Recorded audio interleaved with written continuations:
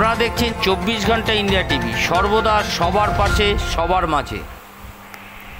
Computer শিক্ষার্থীকে মেরে চোখ নষ্ট করে দেওয়ার অভিযোগ উঠল কম্পিউটার প্রশিক্ষকের বিরুদ্ধে। আক্রান্ত পরিবারের অভিযোগ ভিত্তিতে পুলিশ কম্পিউটার প্রশিক্ষককে গ্রেপ্তার করেছে।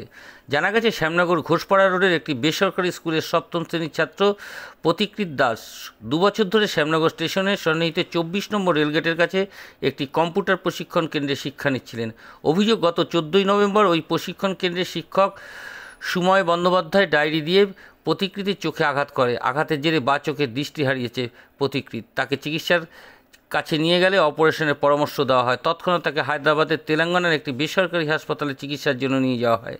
সেখানে প্রতিকৃতির চোখের অস্ত্রোপচার করা হয়। সোমবার জগদ্দল থানায় কম্পিউটার প্রশিক্ষকের বিরুদ্ধে জগদ্দল থানায় অভিযোগ দায়ের করেন আক্রান্ত ছাত্রের পিসি নিবেদিতা মোদক। সেই অভিযোগ ভিত্তিতেই পুলিশ অভিযুক্ত কম্পিউটার প্রশিক্ষককে গ্রেপ্তারও করেছে। 24 ঘন্টা ইন্ডিয়া টিভির প্রতিনিধির বিশেষ প্রতিবেদন।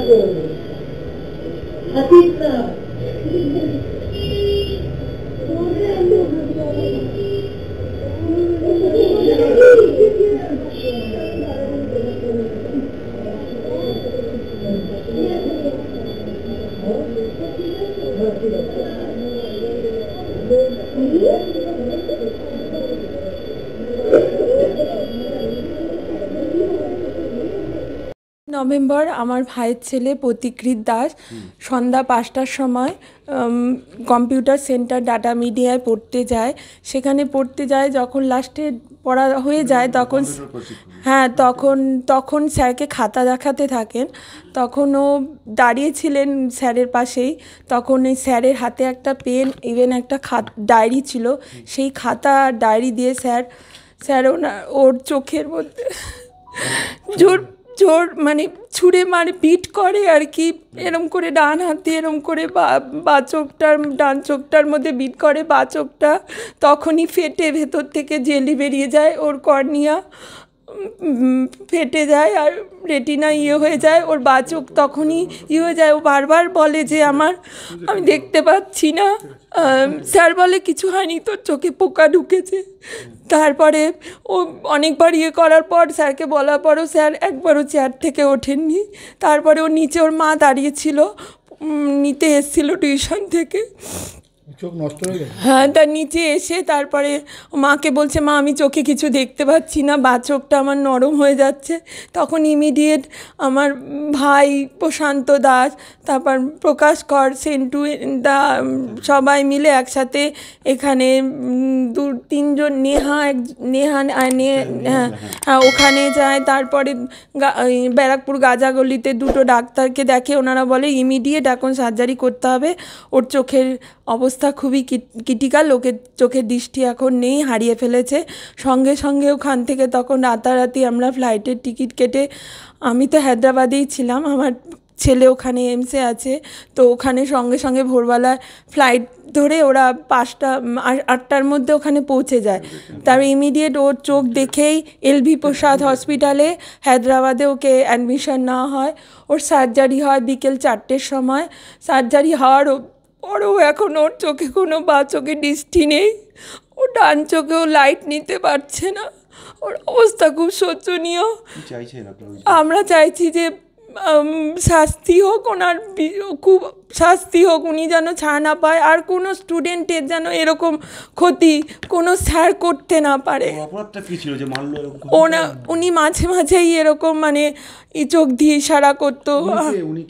সুসময় মুখোপাধ্যায়, তো মাঝে কম্পিউটার টিচার, ডাটা মিডিয়া, 24 নম্বর রেলগেট, অঙ্গনা জেলাসের ওপরে ফ্ল্যাটে।